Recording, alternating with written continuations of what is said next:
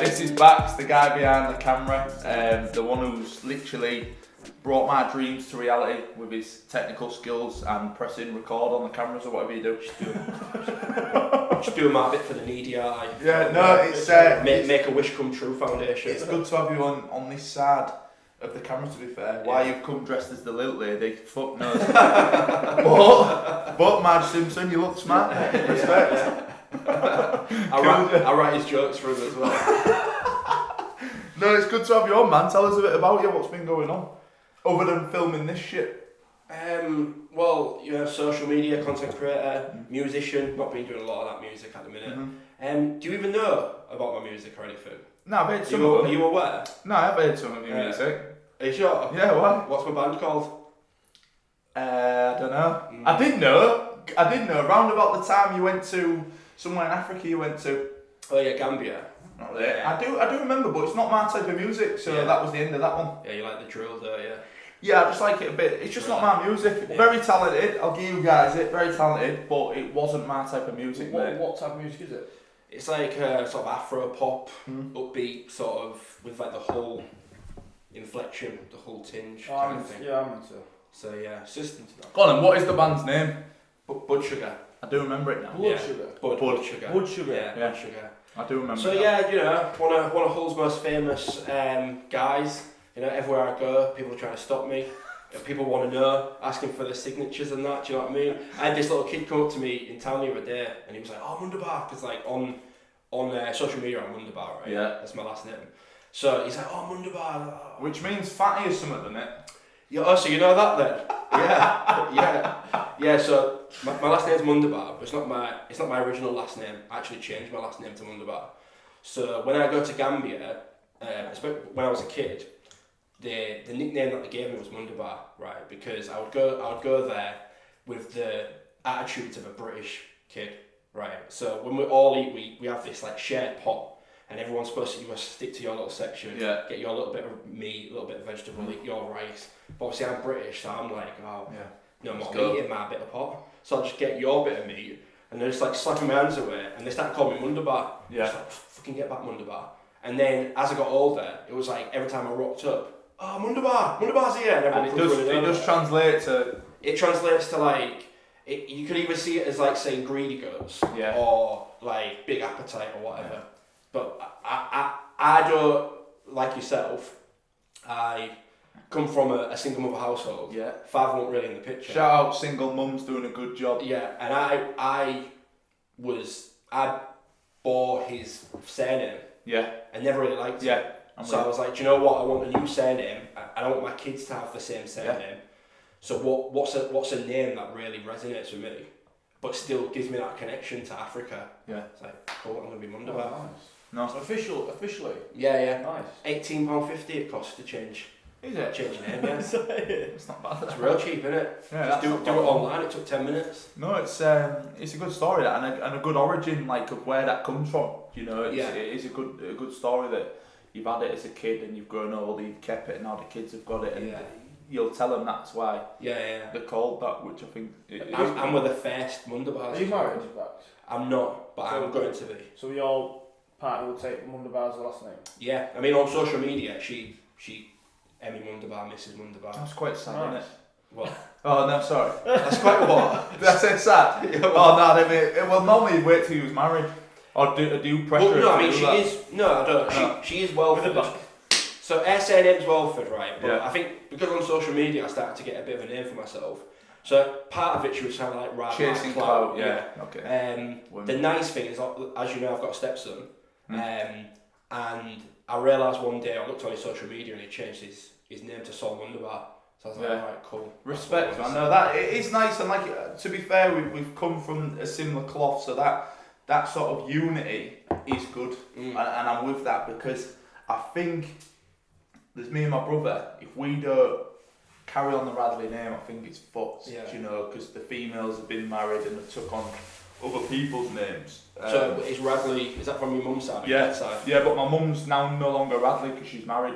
Right. You see, so it's up to me to start. So someone's ringing me, but yeah, it's up to me to carry it on. Yeah. But no, it is a good story. But we're going to get into the thick of it now.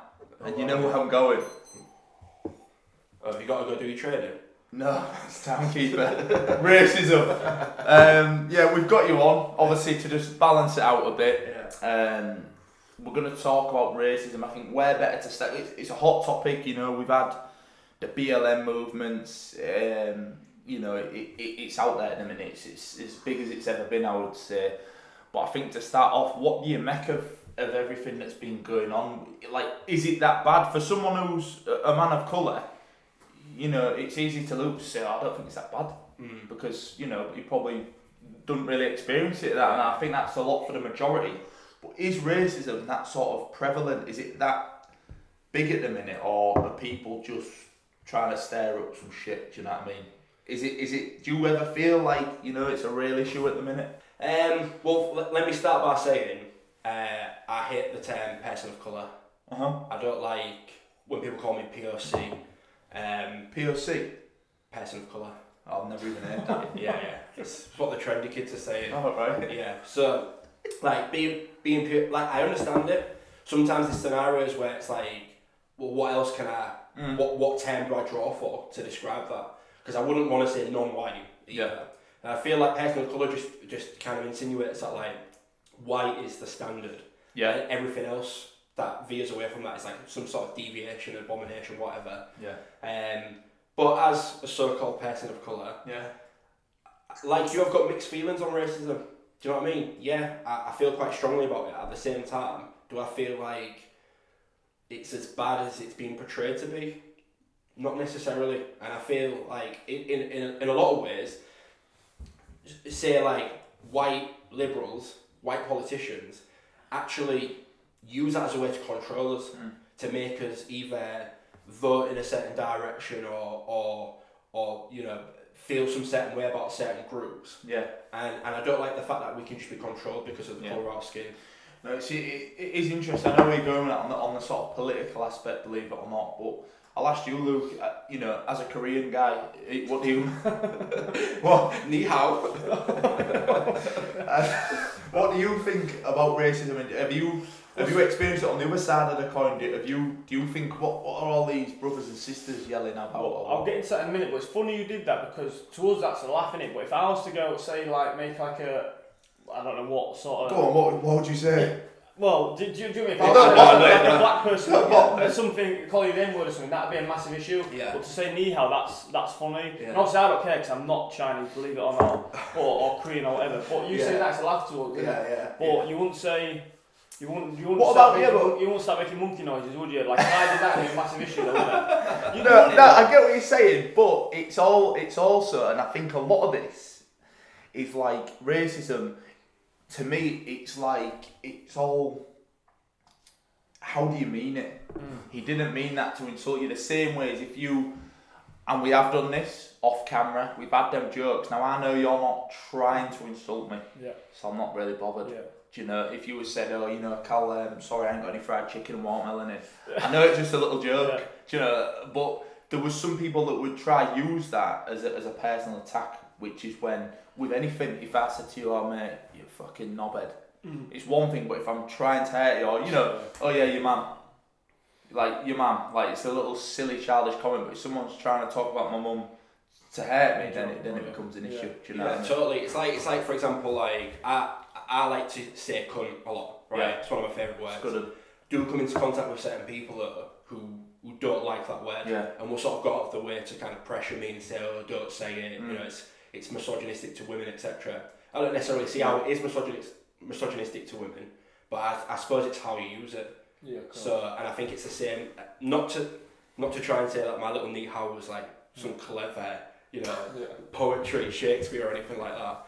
But no, you're right, and I think, again, if you're friends with Cal, you almost get like not a pass, but you're in that realm, you're in that under the wing, innit? Don't push your luck, don't start, like, I've had, you know, just to sort of go off on a bit of a tangent, I've had friends in the past that have tried to use me as a sort of... Get out of jail free card. As a way for them to say the N-word all the time. And it would start with, like, they'd drop in a few songs and I'd be like, well, it's in the song, so no big deal, right? Yeah. And then they might say it as like a joke, like quoting a comedian, and then 2 days later they say it 3 times in one day, and by the end of the week they're saying it constantly all over and over again. Because I didn't shut them down, they think it's alright, and it gets to the point where it's like, no, you're really kind of hating me by saying this like over and over, and you're using me.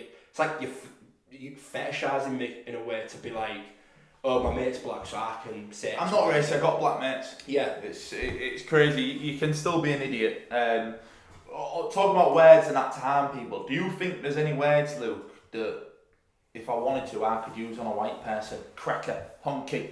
Would that upset you? No, I don't think you can be... What even if I said it trying to upset you, would you still just be like, no, bobbed? No, I just think you'd be a bit of an idiot, but I don't think you can be racist to a white person. Obviously you can be physically racist, like you can beat someone up because they're white. Or you can be prejudiced. Yeah, you can be like, you can not sit next to someone because they're white. You can not involve them because they're white or black or Asian, whatever.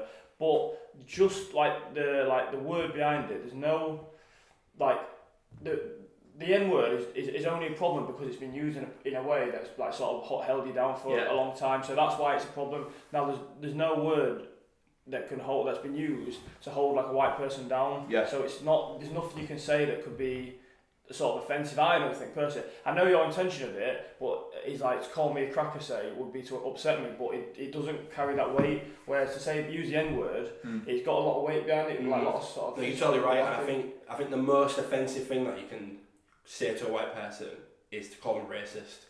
Yeah, I find like whenever I've encountered people and I've called them racist that are white, even if they are racist, they get very triggered by it. Really? If you say that they've got white privilege, for example. I was just going to say that. I think that's the word now, is to just say, oh, you've got white privileges. Like that to me is probably not on the same levels, but that is the N-bomb. Yeah. Because to say, I kind of think it's a bit retarded as well that people say, and I know white privilege is a thing, but to say someone's got white privilege, I know white people that are fucking broke as a joke. Do you know what I mean? I know people on the estate that are white that haven't got fuck all that comes with being white privilege. On that white privilege, it's at the start you said about like is racism a thing, and for me, because I've never seen anyone be out and out racist.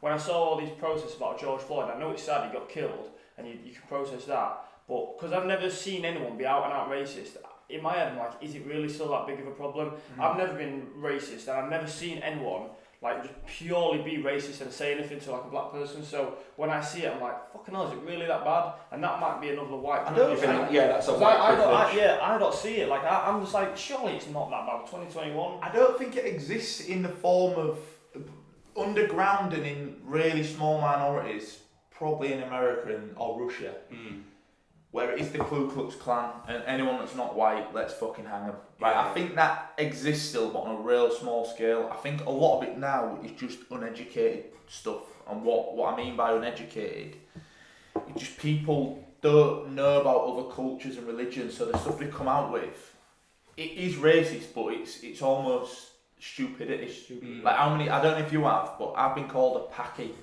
We live in Hull. I've been called a Paki. Yeah.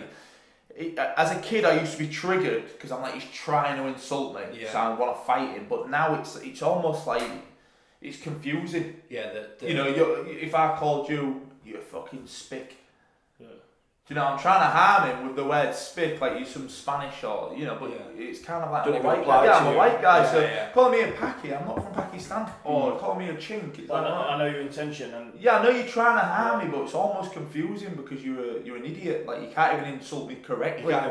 So I think a lot of it's just uneducated.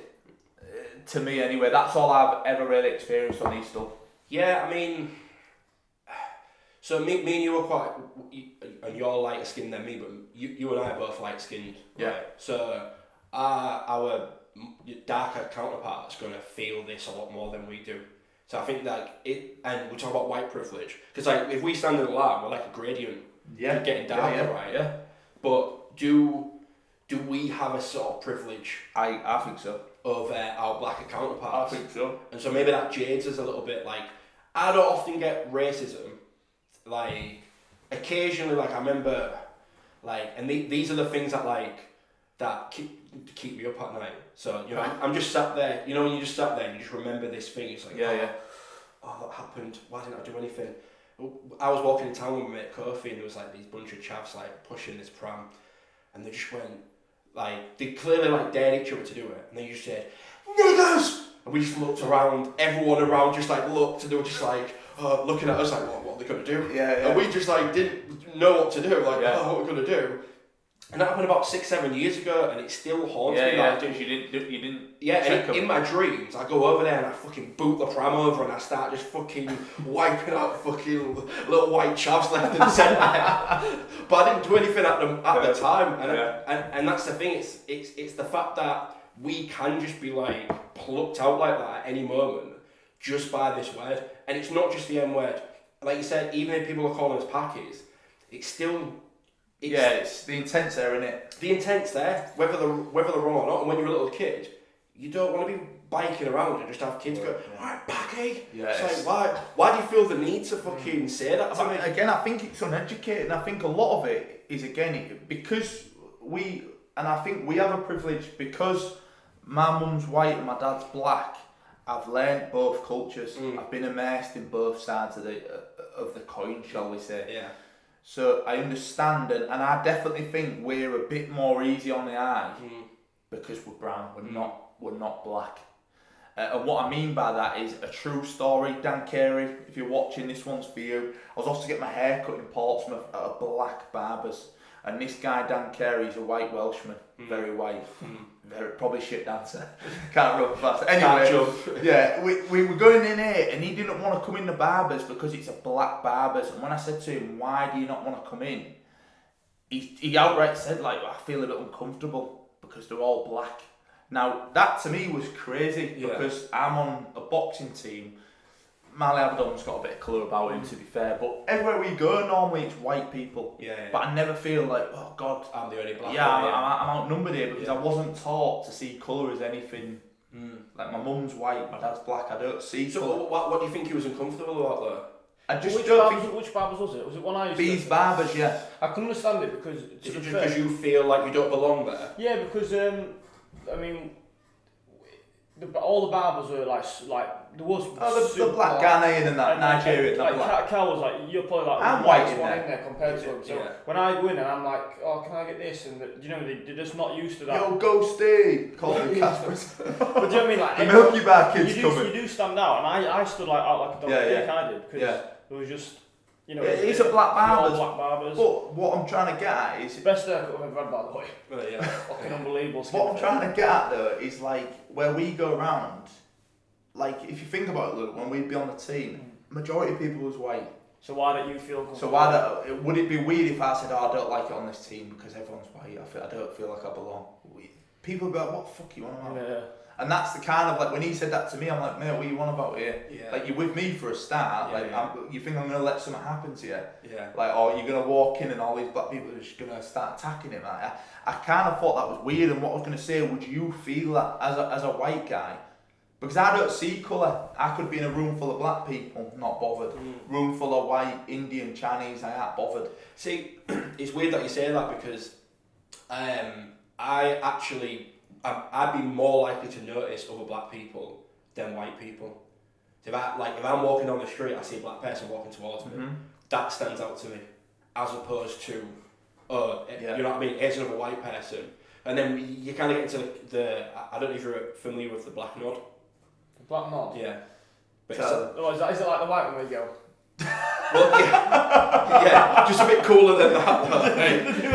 I know. Hey, Timothy. I don't know. Yeah, it's just like, it's like a nod of like recognition, like. Yeah, I know what you mean. Alright fella, black guy. I'm with you. And especially when I was a kid, I used to get that a lot. I don't know if you did. Yeah. Like the all the black guys would give you that nod as like, you know, I see you, little guy. Yeah. And like, so there's like we notice each other. I see what you're saying. Like, obviously, in a sort of abstract sense, we don't see colour, but realistically, we kind of do see colour. And when we see people who, again, we're not probably as dark as some of the people that we're nodding to, but we still have this like innate sense of we're sort of together. Our culture and society has taught us that like we've been in a struggle together, and we continue to be in that struggle, whether it's big or small. And the nod is like a representation of that. To the point where, I remember I was at the hospital. This was when my girlfriend was pregnant, so like last year. Went in there, and the doctor walked past. He was black. He gave me the nod. Gave me the nod back. My girlfriend gets really excited about it. Did he just do the nod? Yeah. But you'd love to do the nod. No big things. Not for you. But then I saw this other black guy. And I just thought, I was like all hyped up from the previous nod, so I was like, gonna get a double nod today. Give him a double nod today. I gave him the nod, and he just fucking looked at me like, you're nodding at? And I was just wounded. I was like, I didn't nod at me. It's I don't know. Look. If you're obviously we've been mates for a while now. Yeah. And this is I'm going back to it. I know that in a way we don't see colour, but we do see colour. Like what you just said, and I totally get it. I think I was raised in a way where I don't see, oh, he's white, he's dangerous, or he's black, he's a friend. I just see good and bad. And what I was going to say to you, Luke, have you ever been, have you ever thought of me any differently or thought of a situation differently because of colour? Or are you, because I'm asking you as a white guy, have you ever thought, it's kind of weird bringing Callum around man in case he nicks out or something? Or have you been worried in case, you know what I mean? Or have you just thought he's just my mate? It don't matter that he's brown, he's my mate.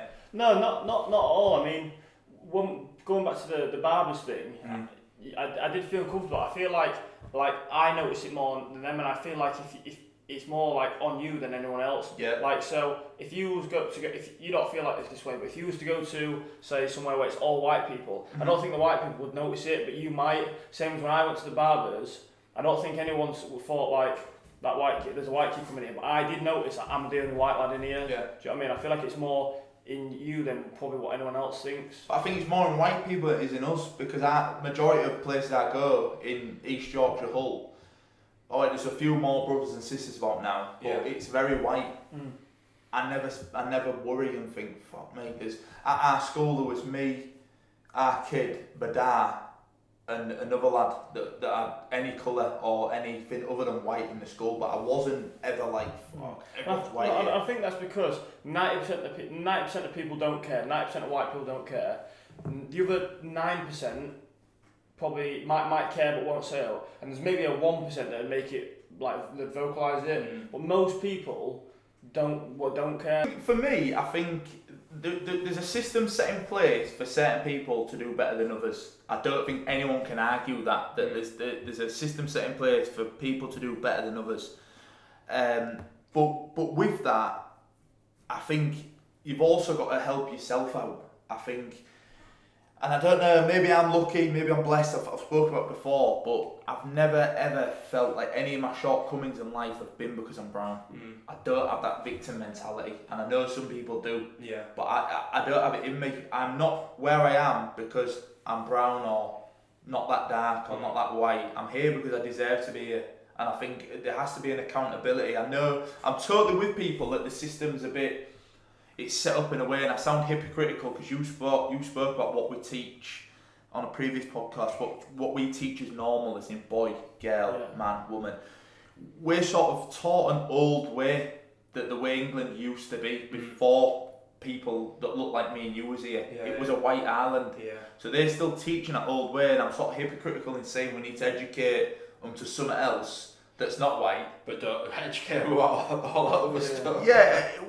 I think it is just education, but I think Britain is a white country. So of course not everyone who lives here is too clued up, and you've only got to look at the older generation. Again, you had a story about earlier what sort of plagued you, and this is a story that plagued me, and I won't mention any names because I don't want to embarrass the family, and I still really like these people now, but I must have been 14, I'm sprinting about as you do with 14, stinking a beer, sweating and that.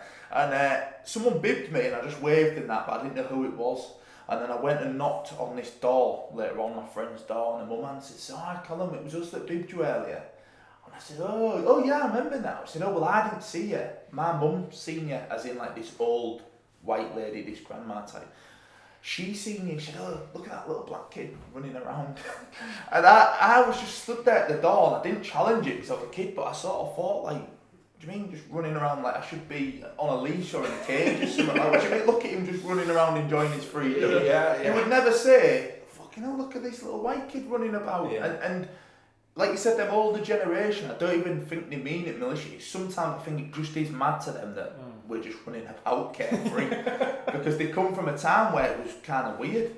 That we've got black people here, or people that are not white, you know, Pakistani or Indian or Chinese. I think this is a white island. You know, we're not originally from here. So well, it's mad because we have been here, that's the thing. But people don't, that's not the narrative that's being spread.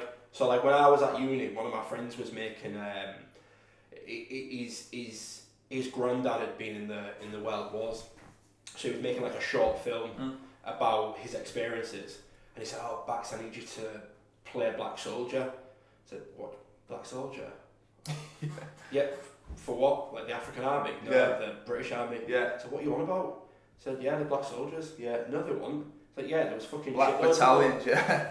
And then he started showing me online, and you got these, so you can even Google it, there's like a picture, and it's all these white soldiers in the trench, yeah, but then it's been cropped, and if you actually get the original version, you can see that like there's all these African soldiers like stood next to him, but white Britain, strong white Britain, could not be seen to need the help of these so-called less uncivilized people, even though there was calling in people from all over the Commonwealth to come and fight the war. And then after the war's done with, it was on the news recently about all these black soldiers who died, were never buried and have never been commemorated, and now they're trying to make a push to commemorate them. So we've always been there, you know. There was wealthy black people walking around Victorian England and shit.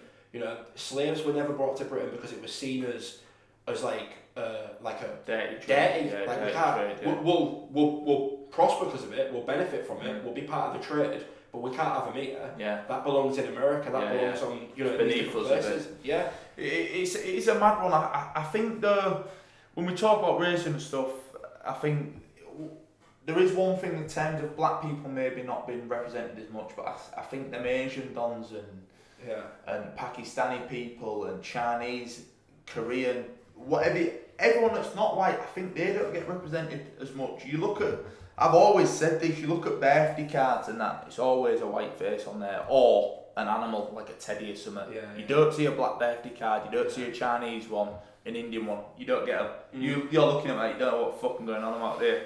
But no, even a football trophy, football trophy that's bronze or chrome, it's a white guy. You can tell it's a white guy. I know he's a white guy. There's no real representation, and I sound like I'm really getting on at it, but and in a way I am. But there's no representation for many people other than white, and I think it's hard because then you don't want to go too far right with it and be like, right, because it's been white for this long, we're doing everything that's not white. Because that's not. To play devil's advocate on that part, there is there is a lot of you can't have a pageant for best white woman. Yeah. You can't do that. You can't. But you can have a pageant for Miss British, like black. You can do that. Yeah. And that's not. But like, so why? So I'm not saying you should or shouldn't, but you're saying underrepresented, but you're not allowed to be like a strong white person on that. Proud white person. Yeah, it's almost like you shouldn't really be doing that anymore. Yeah, because it's like straight Nazi vibes as soon as you get down. It is, yeah, it is. But you know what it is? It's the group that is the so-called oppressed group is allowed to do different things to the group that are oppressors. Whether that's the white people are seen as the oppressors, or people with more money, aristocrats, whatever. Like we can say black power and that's fine, but if you put up the white power, that's gonna fucking start riot. It's gonna start a riot. It is kind of weird, and I do and I don't. I agree with you, but I agree with Luke because I see pictures and it'll be somewhat like Denzel Washington, Samuel Jackson, some other black, and it'll be black excellence. It'll say black excellence, and it sort of pisses me off because. It should just be, these are sick actors, and I think that as much as the media and the politicians and that, there's always a motive that they're driving. Black guy steals this, rather than just man steals, Asian groom gang. But then it's just the white guy's committed it. It's never that, and I think you have to be aware that someone's trying to drive an agenda all the time. That's why I hate seeing black guy does this wrong or black excellence. I hate seeing it both good and bad because it should never be about colour. It should just be this man is doing good, this woman's doing good. I think it was Denzel Washington said that, or who's the guy? Morgan Freeman it is. Oh, he says, I'm going to ask you to call me a man, and I'm going to equally call you a man or woman, and that's it. It shouldn't be black man or white woman. I totally agree with him then. I think they're always looking for, whether it's race, religion or cultural difference, they're always trying to push it. And I think that's the media, and I think we just need to be, he's a successful man, unsuccessful woman. End of. I mean, there's a balance to be struck, and it gets back to that manipulation thing that we was talking about earlier. And the fact of the matter is, you know, I consider myself to be sort of centred politically, but I lean left. Do you know what I mean? I'm a bit more liberal than I am conservative, right?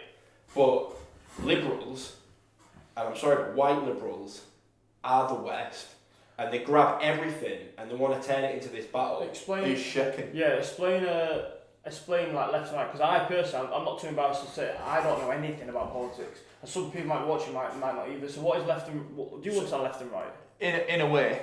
I don't understand. On the right side, I've never voted. On the right, you got knobheads. On the left, you got knobheads.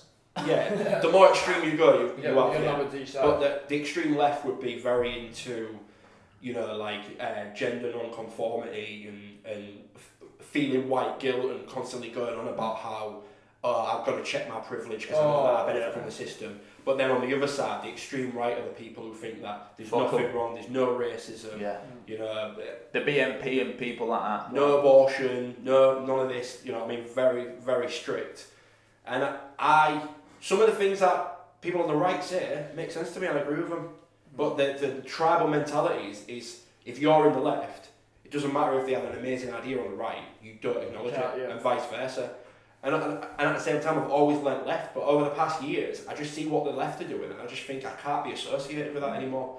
It actually makes my skin crawl, the way that they will take our struggle, basically, and then use it to sort of like virtue signal and glorify themselves. Pushing an agenda, and I think to sort of, to reel it all in, I think education's the key, and to understand that there's people behind the scenes trying to push their ideas, whether they're using people's colour or trying to get us to go against each other. But, you know, not every black man's a drug dealer, not every Asian guy's a terrorist leader, not every white guy's a racist. I just think good and bad, it comes in all creed and colours. You just rather than see people as this and that, they're just people, and they're good and bad people. But again, to come away from that really good topic that Cheers Boys, I like to go into what I like to call what's behind Mully's mini door.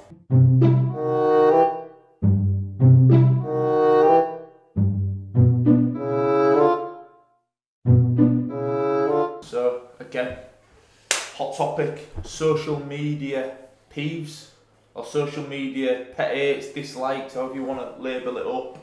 Things that people are doing on social media that just piss you off. Luke. Birds that posting next to nothing but don't get paid for it. What sort of birds we're talking? Eagles? Budgies? Girls. Little chicks. Got, maybe as well got a fella. Yeah. And I'm thinking, your boyfriend must be fuming. What, that she's posting little suggestive pictures? And I think, you're not earning any money from it. Yeah. And two, you've got a fella, and he's probably just thinking, fuck's sake. But like, I don't get it. It's a love-hate for me, because I do love to look at it. But you are right, if it was my missus that was posting the new nails with a fucking ass sticking out and a tits out, it would piss me off. Yeah, or your sister, your daughter. Yeah. But because I just sort of think, if you just get to the point, just say, look, I've had my tits done, I'm filming, here they are. And at least you've been honest with it.